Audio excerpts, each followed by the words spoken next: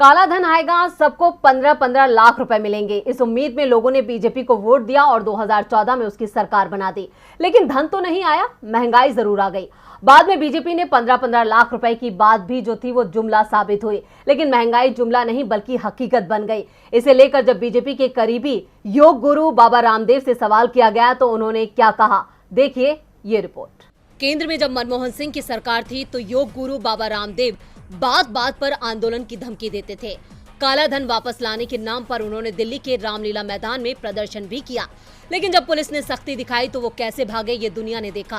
काले धन को लेकर बाबा के आंदोलन का उन्हें कोई फायदा हुआ या नहीं, लेकिन देश को जरूर बड़ा नुकसान हुआ।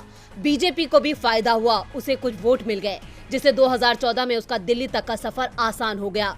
2014 में देश में नरेंद्र मोदी की सरकार बन गई। मोदी सरकार इसलिए क्योंकि बीजेपी की ओर से वोट पार्टी के नाम पर नहीं, मोदी के नाम पर मांगे गए थे। बाबा रामदेव संकेतों में ही सही दावा करते रहे कि बीजेपी को जिताने में उनका बहुत बड़ा योगदान रहा है।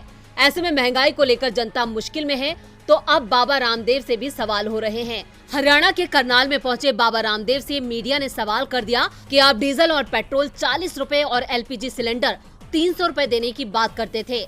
तब वो सरकार से सवाल पूछते थे, आंदोलन की बात करते थे, लेकिन आज डीजल पेट्रोल 100 रुपए लीटर और LPG सिलेंडर 1000 रुपए के पार है, तो वो क्या कर रहे हैं?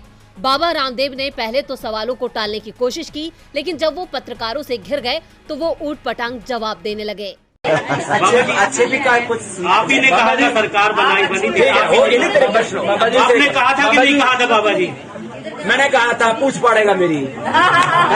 बाबा जी आपकी कंपनी पतंजलि, बाबा जी आपकी कंपनी पतंजलि ऐसे जाता है ना आदमी को ना। बाबा जी आप ही ने कहा था। अरे आदमी को मैं कह रहा भाई ऐसे प्रश्न मत पूछो। बाबा जी मैं तेरे प्रश्नों का उत्तर देने के लिए कोई ठेकेदार है कि तू जो भी पूछा मैं उसका उत्तर दूं। जब एक बात कह दी थोड़ा सभ्य करना भी सीखो। आप ये बताओ, एक मिनट, सभी टीवी चैनल पर आप ही की बाइट चली थी और लोगों अरे ने भाई विश्वास किया। मैंने दी थी और अब नहीं देता, कर ले क्या करेगा? चुप हो जा, अब आगे से पूछेगा तो ठीक नहीं। स्वामी जी बाबा जी बोल दिया ना स्वामी जी। बाबा जी आपकी अब आगे से पूछा तो ठीक नहीं होगा। रामदेव जवाब देने को तैयार नहीं है। जाहिर है उनके पास अपनी सफाई में कहने के लिए कुछ नहीं है, इसलिए दूसरों को योग सिखाने वाले खुद को शांत नहीं कर पाए।